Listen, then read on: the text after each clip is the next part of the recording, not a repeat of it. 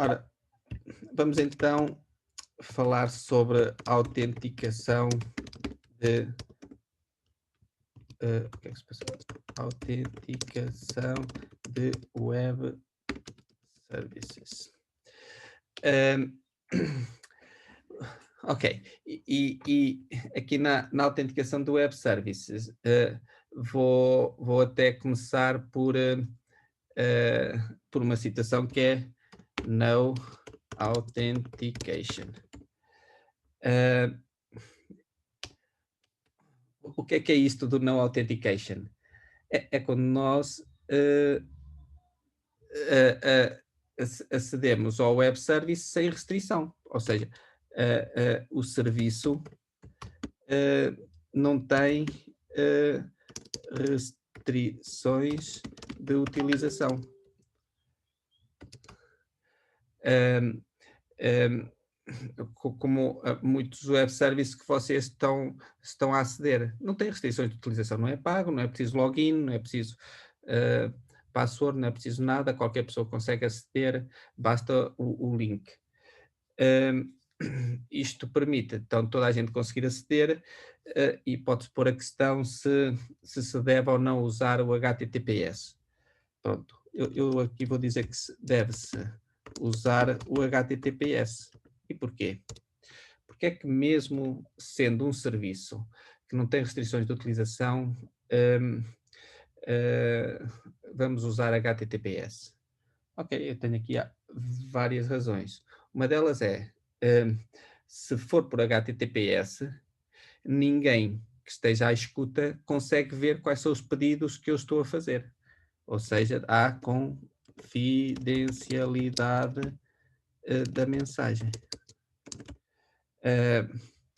Ou seja, se o pedido, atenção, o HTTPS não encripta o URI, só encripta o header e o body da mensagem. Portanto, há confidencialidade da mensagem se esta não for por GET, está bem?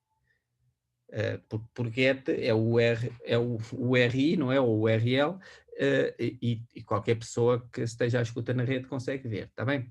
Mas o HTTPS consegue dar confidencialidade à mensagem e consegue fazer outra coisa, que é naturalmente dar integridade.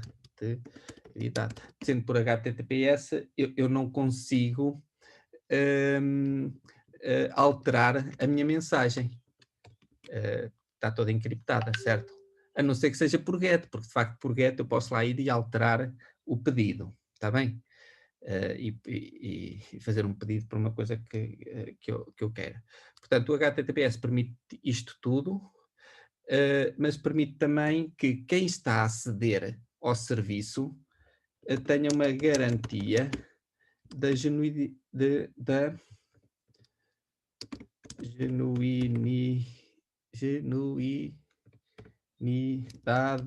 do serviço. Tá bem? A gente sabe que se aquele serviço tem HTTPS e tem um certificado assinado por uma entidade credível, não é? Que eu estou a aceder a um serviço legítimo e em vez de estar a aceder a um serviço que pode ter sido forjado, está bem? Ok, portanto esta é a situação que é sem autenticação toda a gente consegue aceder. Ou seja, em relação ao vosso trabalho é aquilo que vocês devem fazer no início para ver a coisa a funcionar, está bem? Pôr as coisas a funcionarem. O meu conselho é esse, é ponham aquilo a mexer. Depois vamos então ver outros tipos, que tipos de autenticação é que nós podemos ter no web service. Eu vou começar aqui por um que é o Token Authentication. O Token Authentication, se calhar também já usaram. Como é que é isso? Eu acedo ao web service, mas tenho que lá colocar um token, como se fosse uma palavra assim esquisita, comprida. Tipicamente, eu posso, como é que isto funciona às vezes? Eu registro-me nesse web service, ele atribui-me um token,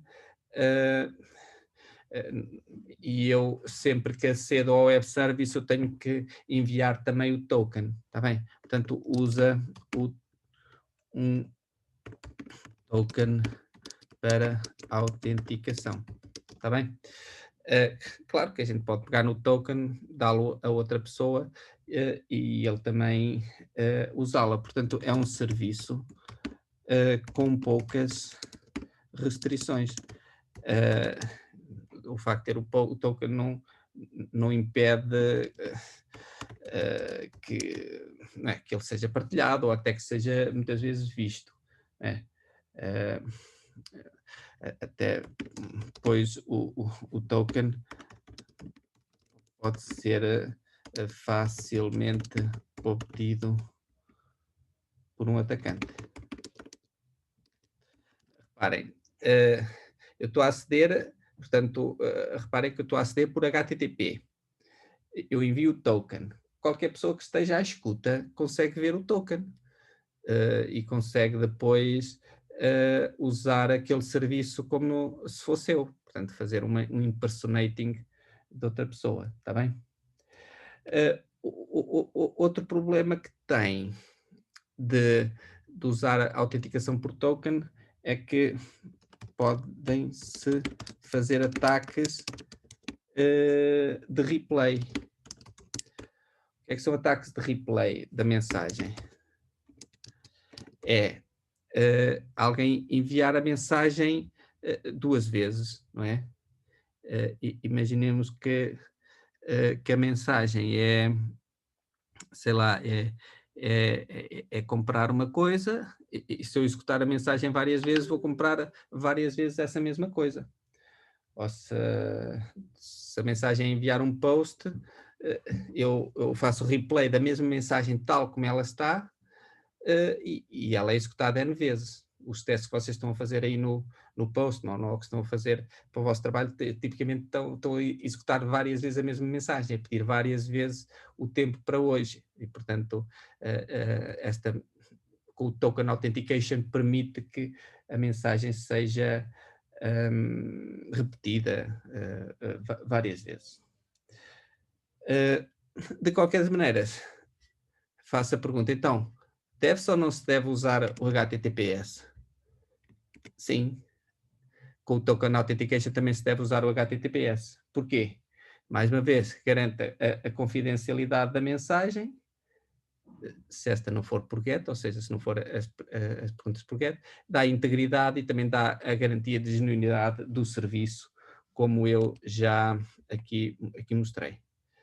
Se quiserem um exemplo de usar o Token Authentication, era, por exemplo, pôr o OpenWeatherMap e depois tenho aqui o API ID e cá está um exemplo de Token Authentication. Também tentei aqui um ID e o API ID, está bem? Ok, este aqui é o Token Authentication, é muito simples. Se a gente quisesse fazer, só tinha que gerar um token e depois atribuí-lo a alguém, ter uma lista uma tabela com uma lista de tokens que eram válidos e que também podiam ter uma data de validade e que dentro dessa data de validade quem tentasse aceder ao serviço, colocando esse token, a gente deixava aceder ao serviço. Ok. Outra forma de autenticação é o Basic Authentication. Ora, o que é o Basic Authentication? No Basic Authentication é usado, portanto, usa um campo no HTTP header. E nesse campo do HTTP header tem lá a informação do username e da password. Na realidade tem a seguinte informação. Nós temos que pôr mesmo isto no header. Authorization. Portanto, o authorization é o nome ali da variável que pomos no header. E o que é que lá a gente lá põe? Temos que pôr que é basic e depois temos que pôr o nosso user ID e password. Pronto.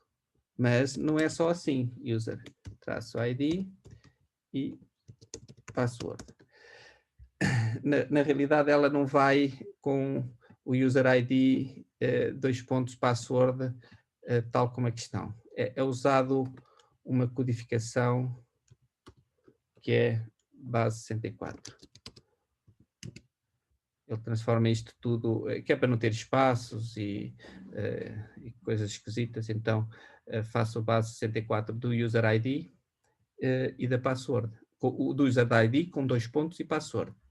Ou seja, se vocês quisessem implementar isto, tinham que, o utilizador que acedeu ao vosso web service tinha que enviar, primeiro tinha que se registar, em que tinha que fornecer um user ID e uma password, vocês guardavam, e depois ele, para entrar no vosso web service, tinha que pegava no seu user ID, concatenava com dois pontos e com a password, o resultado dessa string codificava com base 64 e depois criava o tal campo no HTTP header com esta informação. Está bem? Ok. Vamos então ver aqui as situações. Será que isto é um método seguro? Não, não é um método seguro de autenticação. E por que é que não é um método seguro de autenticação? Porque o base 64 não é uma forma de encriptar. A gente consegue codificar com base 64 e também consegue descodificar a base 64. E descodificando, fica-se logo a saber qual é o user ID e a password. Portanto, alguém que esteja à escuta na rede consegue ver facilmente qual é o user ID e a password. E também é uma forma de autenticação que permite ataques de replay, ou seja, eu posso enviar esta mensagem repetidamente e até alterar valores da mensagem, dos gets ou dos posts. Portanto, nada me impede que eu faça isso. Tá bem? Estou a ver que isto do replay da mensagem, mesmo alterando parâmetros, é algo que pode ser perigoso. Tá bem? O que é que... mais uma vez, devemos ou não usar HTTPS? Aqui também claramente que devemos usar HTTPS, porque reparem que se não usarmos HTTPS, esta informação vai assim, em clear text, isto é praticamente clear text, está bem? Portanto, o Basic Authentication deve usar a HTTPS. Aliás, eu até posso até clarificar aqui que o HTTP header fica encriptado. E quando se usa o HTTPS e, portanto, escondendo dessa forma o user, eu ali chamei o user ID e a password. Está bem? Com o HTTPS encripta o header e encripta o body. Está bem? Portanto, com o Basic Authentication também temos que ter muito cuidado e devemos usar o HTTPS. Aliás, vamos ver. Já agora, se querem ver um exemplo, eu criei aqui um exemplo para username José Fonseca, password secreta 321. Temos que pôr os dois pontos, fazendo base 64 disto. Vocês até podem usar um serviço qualquer da internet que faça isso, e vai-vos dar esta string. Portanto, authorization basic, e é isto. Por outro lado, se vocês pegarem nisto e puserem também num descodificador de base 64, ele dá-vos logo diretamente o username e a password, está bem? Ok, então esta é a parte do Basic Authentication. poderia ser usada, antigamente era muito usado. Temos uma outra que é o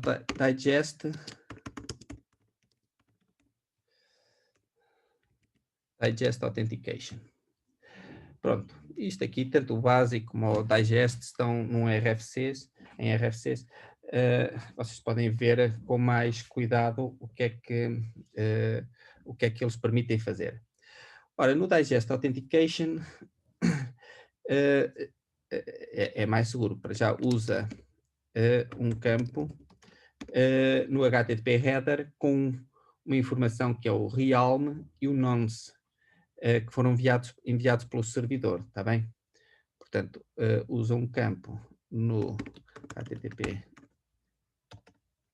header com o realm e o nonce.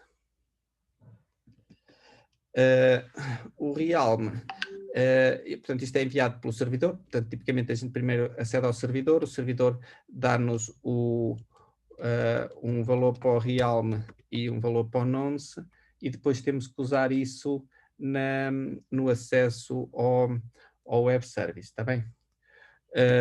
O nonce já agora é um timestamp, também em base 64. Ok, foram enviados pelo servidor. Ok.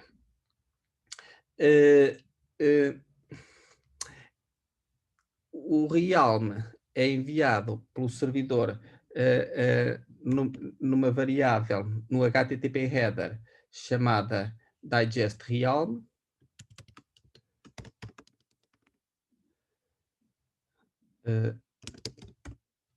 E o nonce é numa chamada nonce, está bem?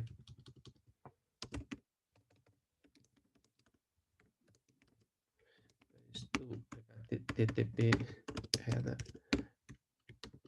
e nonce. Ok, pronto. Portanto, primeiro acede-se lá, o servidor devolve-nos isto, e pronto, até vos posso mostrar aqui uma das variantes que podíamos usar aqui era uma coisa deste género. Para usar aqui no Digest Authentication era ter assim response, portanto, response é na nossa resposta, aliás, não é na nossa resposta, no nosso pedido de acesso àquela página, àquele web service, eu ia pôr response igual a, e o que é que ia pôr aqui? Fazer estas contas todas. O que é que nós temos aqui? Vejam lá. Tenho o nonce, que foi aquilo que ele me enviou, o realm, que foi aquilo que ele enviou. Ou seja, só alguém conhecendo o que foi enviado pelo servidor é que conseguia fazer isto. Depois, tenho aqui o user ID e a password, tal como tínhamos ali no Basic Authentication. Só que, se repararem, o que é que está a acontecer com isto tudo? Está a ser encriptado com uma função de hash. Neste caso é o MD5. O que é uma função de hash? Uma função de hash vai pegar nesta mensagem, que aqui está, user ID, realm e a password, e vai criar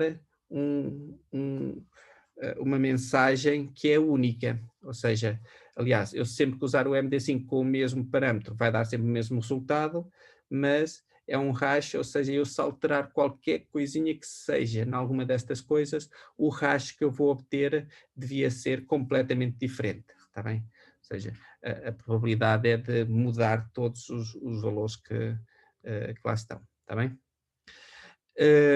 Portanto, não é o mesmo que o base 64 que a gente consegue facilmente descodificar com um descodificador de base 64, está bem? É só matemática direta.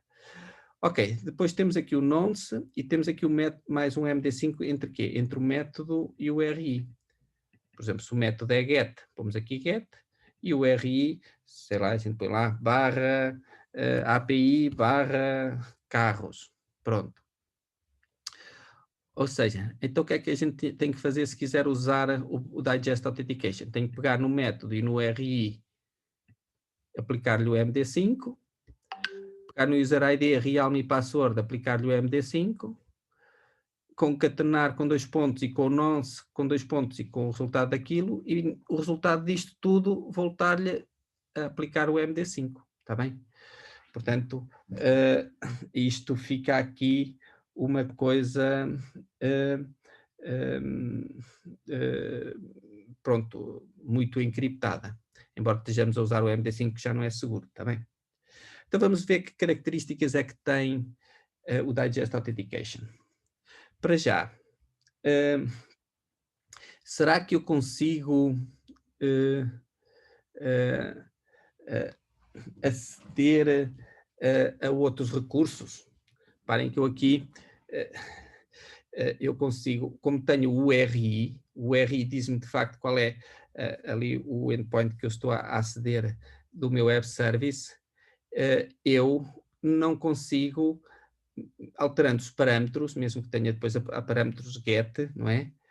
Ou post, eu não consigo alterar os parâmetros e ir para outro endpoint, porque o endpoint está definido aqui por este URI, portanto eu não consigo fazer replay. Esta coisa evita ataques de replay da mensagem. Está bem? Porque eu tenho ali o URI, portanto procurando aceder a outros recursos. Só esses, pois usa o URI encriptado. Reparem que, como é que isto funciona? O URI também vai, quando a gente escreve o URL do web service, vai aí, mas também vai aqui encriptado, ou seja, mesmo que eu lá no URL do web service alterar o URI, internamente depois o web service não vai deixar aceder a ele porque não bate certo depois aqui com esta minha resposta que está encriptada, está bem? Portanto, evita esses ataques de replay em que se tenta aceder a outros recursos. Acedendo aos mesmos, deixa usar. Portanto, qual é o problema aqui? Um atacante pode executar várias vezes aquele mesmo ataque, caso ele tenha acesso a esse ataque, está bem?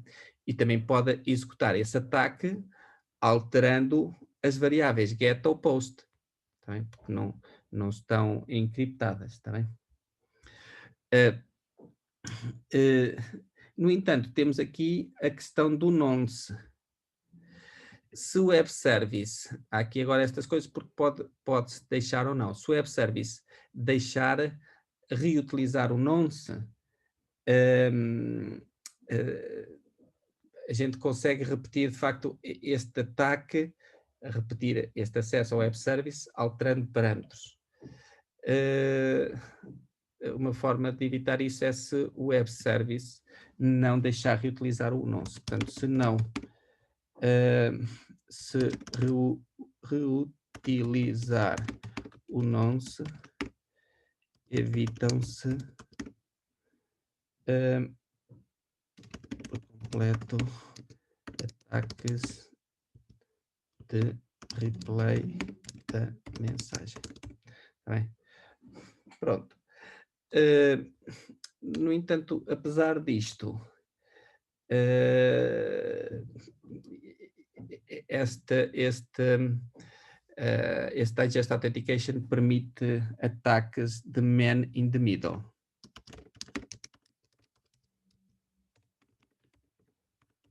Os ataques man in the middle é o atacante encontra-se no meio da comunicação e consegue alterar o que está a ser pedido. Por exemplo, imaginemos que, não é para este caso, mas imaginemos que era usado Digest Authentication para acesso a um banco, para fazer uma transferência. Um atacante man in the middle, ok, o RI é o das transferências, só que o destinatário da transferência, em vez de ser outra pessoa, era para mim. E esse Digest Authentication não impede isso, está bem? Portanto, permite ataques man in the middle, alterando a mensagem enviada. Nos parâmetros get ou post. Está bem?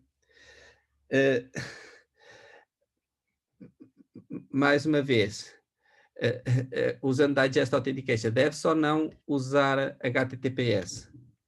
Deve-se usar HTTPS. Para já, usando o HTTPS, mais uma vez o header fica encriptado e esconde melhor o username e password. Reparem que MD5 não é assim muito forte. Se o username e password forem fracos, poderão ser facilmente obtidos. E se usar o HTTPS, esconde-se melhor o user ID e password, caso sejam fáceis de decifrar. Está bem? E mais uma vez, dá confidencialidade da mensagem, se não for por get, portanto, se for por post ou por variáveis do header, e também a integridade da mensagem, evitando também, se for HTTPS, também evitando também, ou poderão conseguindo evitar-se alguns ataques de man in the middle, está bem? Eu posso pôr aqui um exemplo do Digest Authentication. Por exemplo, tenho aqui uma situação em que eu teria que pôr response igual, e depois cá está o resultado do MD5, mas tinha que dizer que o username era José Fonseca, portanto ele precisa de saber o username. O servidor, sabendo o username, vai ver na sua tabela qual é a password, como sabe qual é o URI e o método que está a ser usado, e o nonce que enviou consegue calcular o MD5 desta coisa toda e comparar para saber se o valor deu igual a este, está bem? Pronto, e este aqui é o Digest Authentication. Ora, o próximo é HMAC Authentication.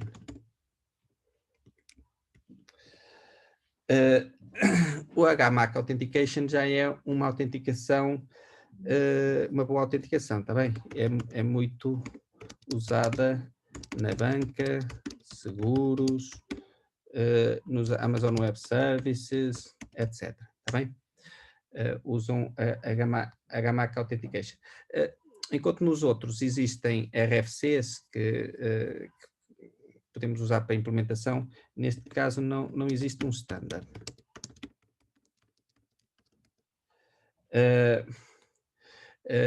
No entanto, eu posso mostrar aqui um exemplo do HMAC Authentication.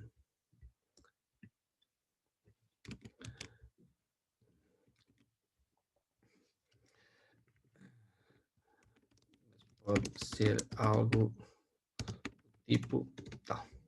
Ok, então vejam o que é que nós aqui temos. Eu tenho que enviar no HTTP header o API sign e o API key. No API key, vou pôr o valor de uma chave. Aqui pus um key. No API sign, isto é assinado com um secret. Está bem? Tanto o secret como o key são complexos. Está bem?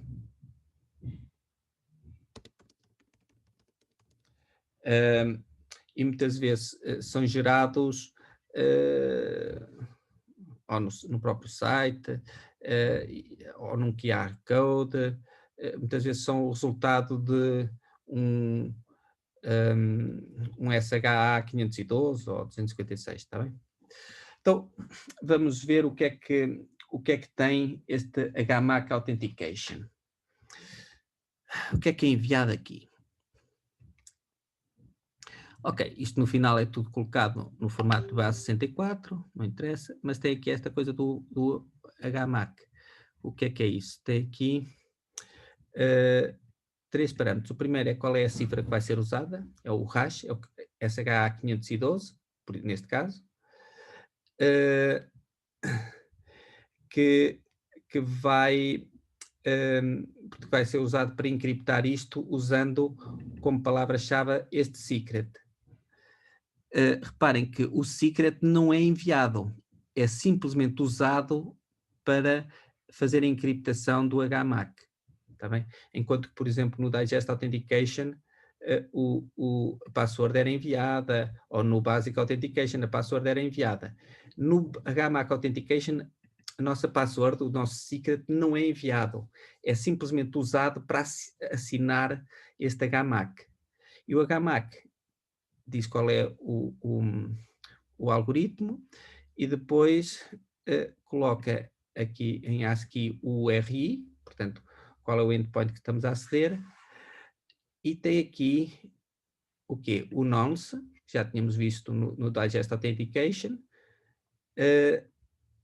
que é um número que vai sempre crescendo, e temos aqui os parâmetros, e aqui está uma grande diferença em relação aos anteriores, é que aqueles parâmetros, os tais parâmetros get e post, que nos outros nunca foram encriptados, aqui estão a ser encriptados.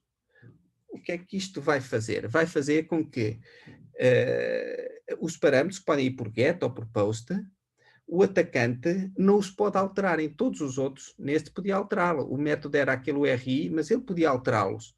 Permitia fazer o tal attack man in the middle, em que poderia alterar os parâmetros. Em vez de ser uma transferência para uma pessoa, era para outra. Aqui não, porque os parâmetros já estão encriptados. Ou seja, os parâmetros também vão em clear text, mas vão aqui encriptados. O servidor vai fazer este cálculo e vai verificar se os parâmetros que estão a ser enviados na mensagem se correspondem àqueles que estão aqui encriptados e que foram assinados pelo nosso secret. E dessa forma, nós conseguimos aqui uma muito maior segurança. Portanto, como assina a totalidade da mensagem, já contém os tais parâmetros, que são a mensagem, não é? Os parâmetros e o RI. Que forma uma mensagem, garante a sua integridade e autenticidade. Ou seja, como eles estão assinados desta forma, já não há possibilidade de serem alterados. Outra coisa, como o nonce não pode ser reutilizado,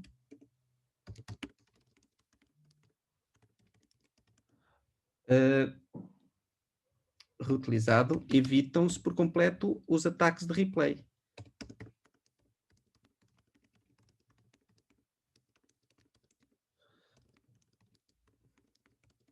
A mensagem. Eu até vos digo como é que se pode calcular o nonce. O nonce não tem que ser enviado pelo servidor. Normalmente o nonce usa-se um timestamp. E o timestamp, o que é que tem? Tem dia, mês, ano, hora, minuto e segundo. Utiliza-se o tal Unix timestamp. É um número com 10 dígitos que tem essa informação, dia, mês, ano, hora, minuto e segundo, que é um número que começou a contar desde 1 de janeiro de 1970. Portanto, está sempre a ser incrementado. E quando eu envio uma mensagem, usando o HMAC Authentication, eu mando um nonce com esse, que acaba por ser esse timestamp em base 64. A minha próxima mensagem já é outro nonce, superior àquele. Ou seja, o servidor, quando eu envio o nonce para uma determinada key, ele guarda lá qual foi o último nonce que foi enviado. E daquele mesmo aqui, só aceita uma mensagem com um nonce superior àquele que já lá tem na sua base de dados. E, portanto, um atacante nunca pode fazer um replay da mensagem, porque um replay necessariamente usaria o mesmo nonce, certo? Mas como o nonce não pode ser reutilizado, estamos a evitar estes ataques por replay completamente. Também, naturalmente, como assinar a totalidade da mensagem impede ataques de man in the middle. Pois assina a totalidade da mensagem. Ou assinar a totalidade da mensagem significa que um atacante não consegue alterar a mensagem. E também não envia, como já tinha dito, a password, que é o nosso secret. Já que ele é apenas usada para assinar a mensagem, que é a geração do HMAC. Está bem? Só foi usada para assinar a mensagem, não é enviada. Está bem? Portanto, já estão a ver que este HMAC Authentication é muito mais seguro que os outros. No entanto, será que devemos usar a HTTPS? Também deve-se usar HTTPS. Porquê?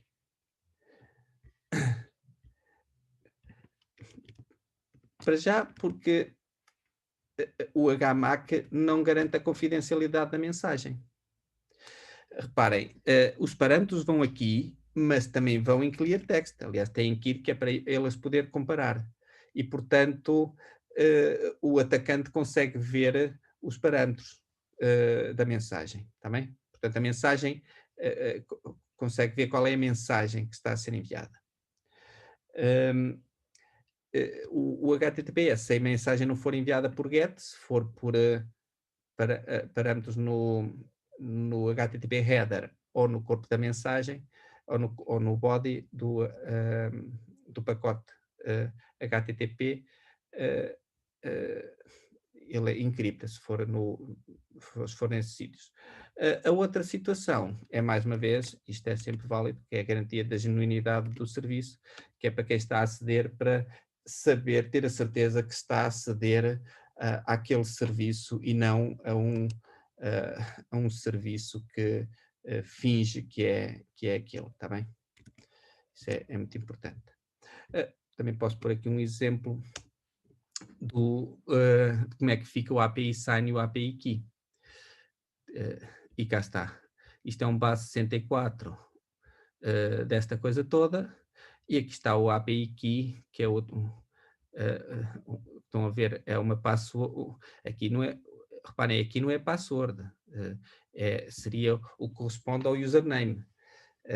Também algo que gerado por computador e que é muito difícil de adivinhar. No entanto, envia-se, e apesar de estar esta API aqui, a única coisa que serve é para que depois o servidor saiba de que utilizador é que isto vem, está bem? Pronto, em termos de autenticação, é isto que eu vos queria mostrar. Eu vou só ainda falar aqui sobre mais uma outra coisa que... mas eu digo já, portanto, o que é que eu gostaria que vocês usassem no vosso serviço que vão disponibilizar, naturalmente, que era este, era o HMAC Authentication, está bem? Portanto, volto a dizer, vocês façam o vosso web service sem autenticação, só para porem a coisa a funcionar, e depois acrescentem mais a necessidade de pôr um API Sign e um API Key, e vocês desenvolverem código para o verificarem, está bem? Ok, o que eu quero falar é só aqui o OAuth Authorization, que não é como eu digo, isto, o Authorization não é Authentication, todos os outros eram Authentication, este Authorization, portanto, este só faz a autorização. faz a autorização, ele deixa a autenticação é, é feita pelo HTTPS. Ok? Eh, eh, isto aqui é para autorizar, eh, não é? Autoriza o acesso a alguns recursos de uma aplicação para que outra aplicação a possa usar. Vocês certamente já fizeram isto, eu vou só aqui dizer um pouco. Por exemplo, imaginemos que um utilizador pretende autorizar o acesso a alguns recursos de uma aplicação, por exemplo, do seu Facebook, a uma outra aplicação, ao Spotify. Ou seja, ele tem uma conta no Spotify e quer que o Spotify vá buscar alguns recursos ao Facebook, por exemplo, a sua imagem, alguma coisa. Portanto, então, eu posso pôr aqui, permite que um utilizador possa autorizar o acesso limitado aos recursos de uma aplicação, por exemplo, o Facebook, a uma outra aplicação, por exemplo, Spotify.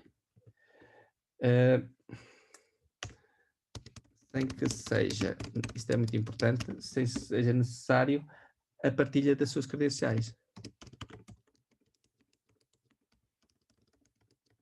Portanto, o Spotify quer aceder a alguns recursos que esse utilizador tem no Facebook, mas para aceder a esses recursos, o quê? Necessitaria do username e password do Facebook dele? Não, então ele consegue aceder mesmo sem que o utilizador partilhe as credenciais do Facebook com esta outra aplicação que é o Spotify. Pronto, como é que isso é feito? Primeiro, o Spotify tem que estar registado no Facebook, ou seja, o Facebook pode dizer assim, não, eu aceito que fazer o OAuth Authorization à aplicação do Spotify. Portanto, para tal, primeiro, Spotify tem de estar registado no Facebook. Isso não tem nada a ver com a questão do utilizador, tem só a ver com o Facebook aceitar fornecer credenciais ao Spotify, de uma forma genérica. Agora, quando o utilizador, o que é que vai ser? Quando o utilizador se vai ligar ao Spotify e vai pedir informações sobre o Facebook, o que é que vai acontecer? O Spotify vai enviar um pedido de autorização ao Facebook, a dizer, olha, está aqui o Joaquim que quer aceder a recursos, aos teus recursos Facebook. Vais deixar? Pronto. E o que é que acontece no Facebook? O Facebook vai mandar uma mensagem ao Joaquim a perguntar se ele aceita essa partilha de informações para o Spotify. E certamente já todos vocês viram mensagens desse género, certo? Porque já terão usado isto. Portanto, quando o utilizador se liga ao Spotify e pede informações sobre o Facebook, o Spotify envia um pedido de autorização ao Facebook. E o Facebook, portanto, vai mostrar a mensagem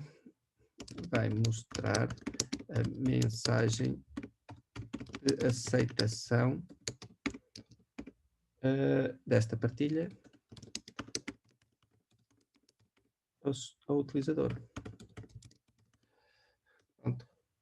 Se o utilizador aceita, diz que sim, pode ser, então o Facebook vai enviar a autorização ao Spotify.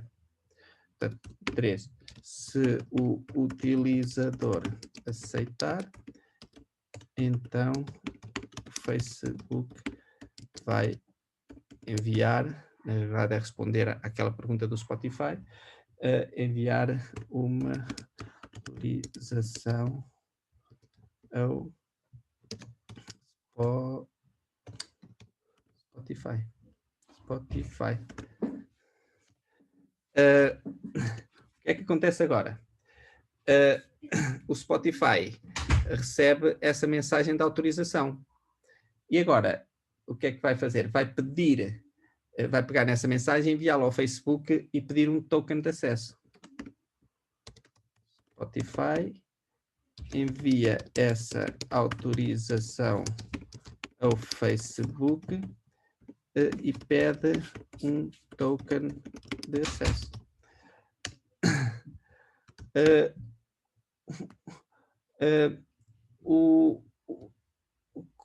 Como o Facebook sabe que deu autorização, então vai enviar o token de acesso ao Spotify.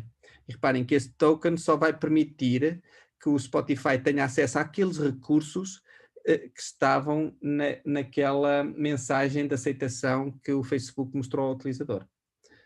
Portanto, neste caso, o Facebook envia o token de acesso ao Spotify que lhe permite aceder somente ao que foi acordado com o utilizador. Foi acordado entre o utilizador e o Facebook. Está bem?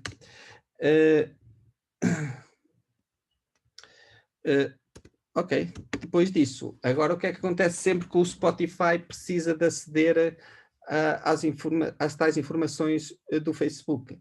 Já tem o token de acesso, então o Spotify envia o token de acesso ao Facebook sempre que necessitar das informações que foram acordadas, exatamente. O Facebook verifica que o token é válido e envia as informações selecionadas. O Facebook verifica o token e envia as informações solicitadas. Pronto. Reparem, qual é a beleza disto? É que, de facto, é feito sem a partilha das credenciais do utilizador. Isto permite, de facto, uma aplicação aceda a informações do utilizador noutra e sem que seja necessário essa outra aplicação ter username e password. E naturalmente o utilizador, indo ao Facebook, pode a qualquer momento cancelar esta authorization ao Spotify. E pronto, embora eu não peça para usarem o OAuth Authorization, seria algo que também se poderia fazer, portanto, eu estou aqui a apostar em que vocês consigam fazer um HMAC Authentication.